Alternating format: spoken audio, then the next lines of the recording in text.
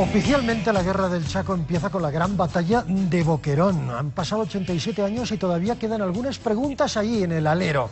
Para responderlas esta noche Pablo Michel, que es historiador y amigo de la casa. ¿Qué tal? Buenas, ¿cómo está? Ramón, qué placer. ¿Gusto? Encantado como siempre estar pues contigo y aquí con toda la gente en la noticiando, ¿no? Mario Cañipa, cuando nos maquillábamos, que nos maquillamos nosotros, por Sí, cierto. sí. Ahora más que nunca. Ahora más que nunca, correcto.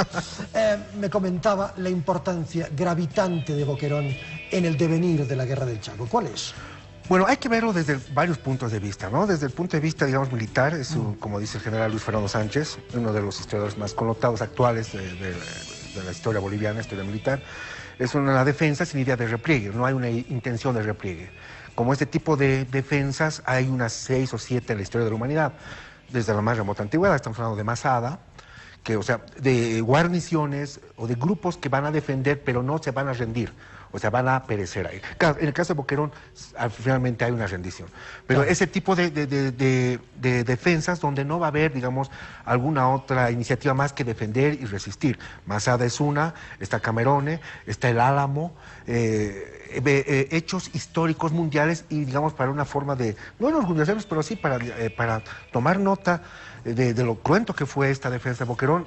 Boquerón se encuentra también entre estas notables, célebres defensas. Hay 300 espartanos en las Termópilas, claro, ¿verdad sí, que sí? Claro, y hay 300 bolivianos en Boquerón. En realidad hay 612, 616, se maneja el número, pero claro, son 616, 617 bolivianos, militares, profesionales, que están ahí defendiendo este reducto, que eso, hay que decir, es un fortín, fue siempre un fortín paraguayo, nunca fue un fortín boliviano, porque hoy día estaba escuchando algunas aseveraciones que decían que nos quitaron Boquerón. Para nada, Boquerón el ejército boliviano tomó ese fortín paraguayo el año de 1928, y el año 32, 1932, lo que estamos recordando en este mes, nos desalojan Ciudad Eterna. Son 600 bolivianos contra cerca a 14.000, 13.500 a 14.000 paraguayos. Entonces, claro, es descomunal la diferencia.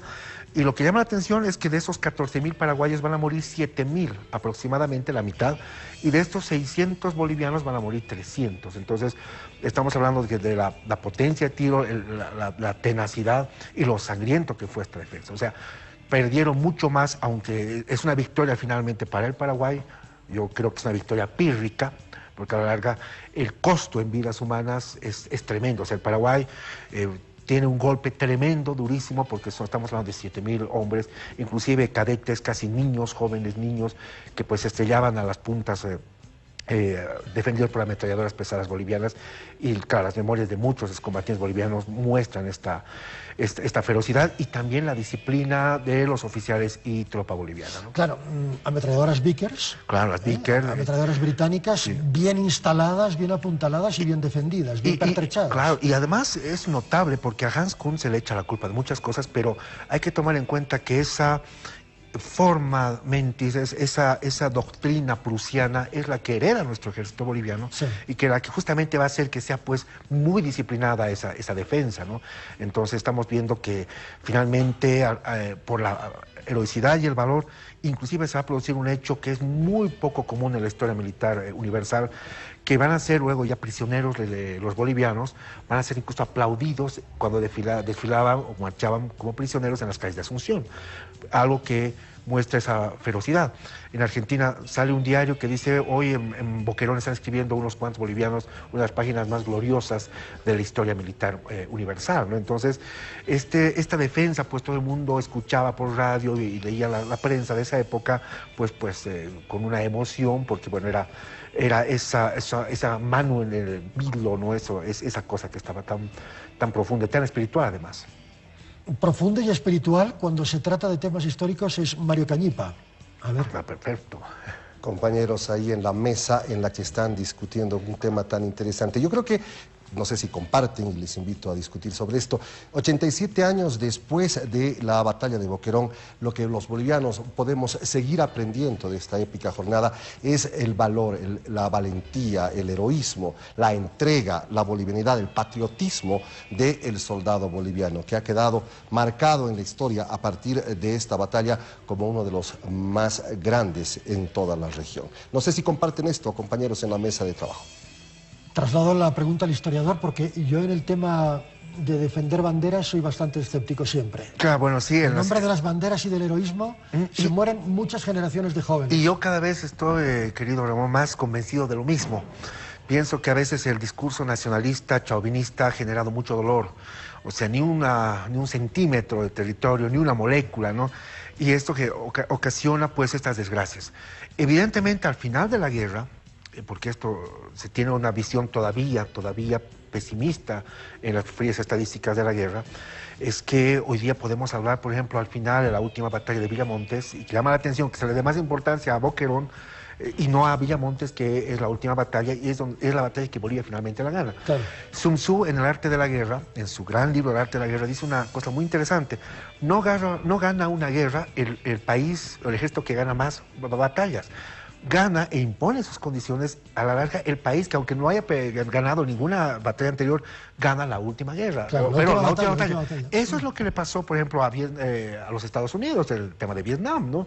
Al final de cuentas, Villamontes, que para mí es como una especie de nuestro Stalingrado, Bolivia impone las condiciones, y hoy día sin Villamontes no hablaríamos de la bonanza económica, porque Villamontes se salvó pues todo el petróleo, y hay que decir una vez más, ni un solo barril de petróleo se quedó en territorio que hoy día es del Paraguay. Es decir, ponderamos más una derrota heroica que una victoria más estructurada. Más digamos. estructurada, claro, sí. porque ya para 1935, cuando se produce Villamontes, ya es un ejército total.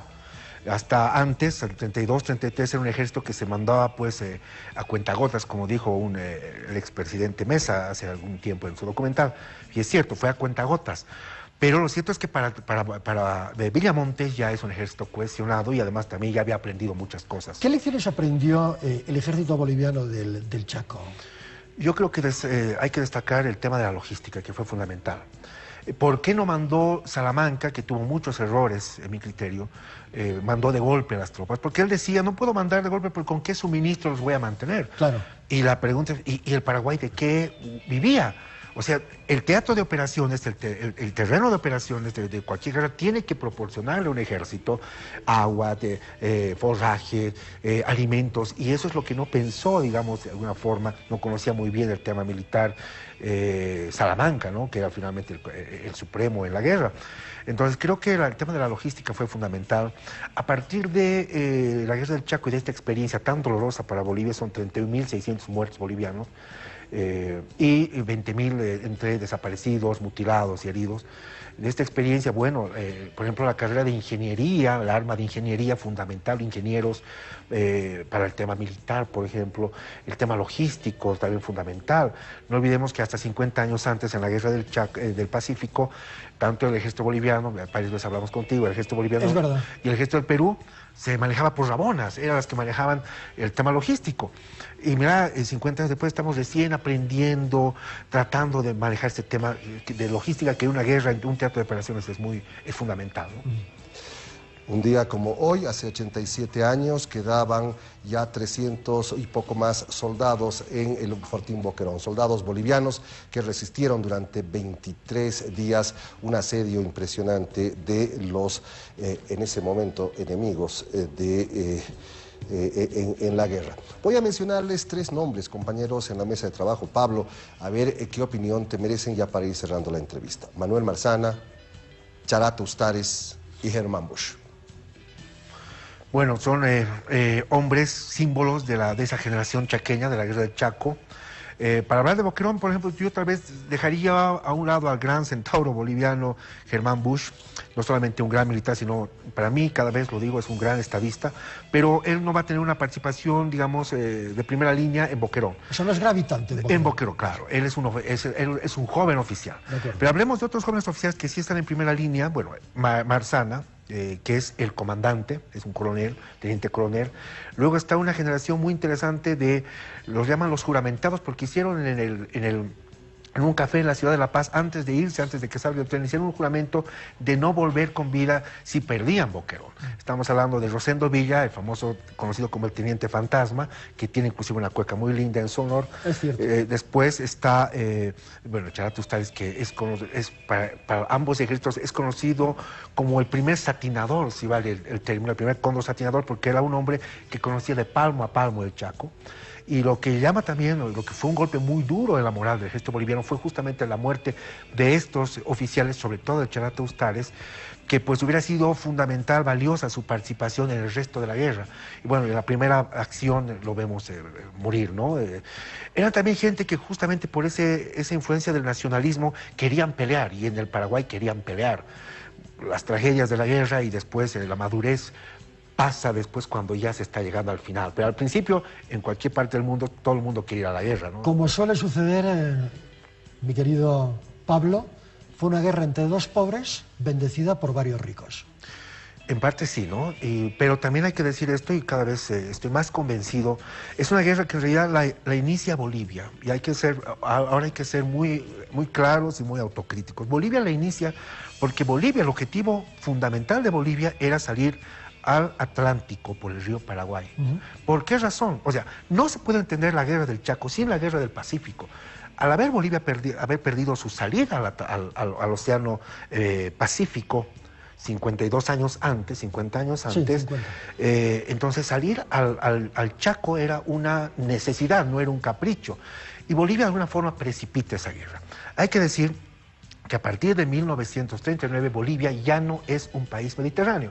Bueno, terminó el juicio, hoy día ya no podemos decir eso, en La Haya. Bolivia desde 1939, gracias a esta guerra fría del Chaco, que llama del 1935 a 1938, la parte donde Bolivia logra más sus objetivos en las mesas de negociaciones y juegos geoestratégicos, Bolivia a partir de ese momento, cuando ya sale al río Paraguay, cuando finalmente sienta soberanía en papeles y en los hechos, Bolivia ha dejado de ser un país mediterráneo. Creo que esa es una cosa que tenemos que empezar a reformular y a replantearnos.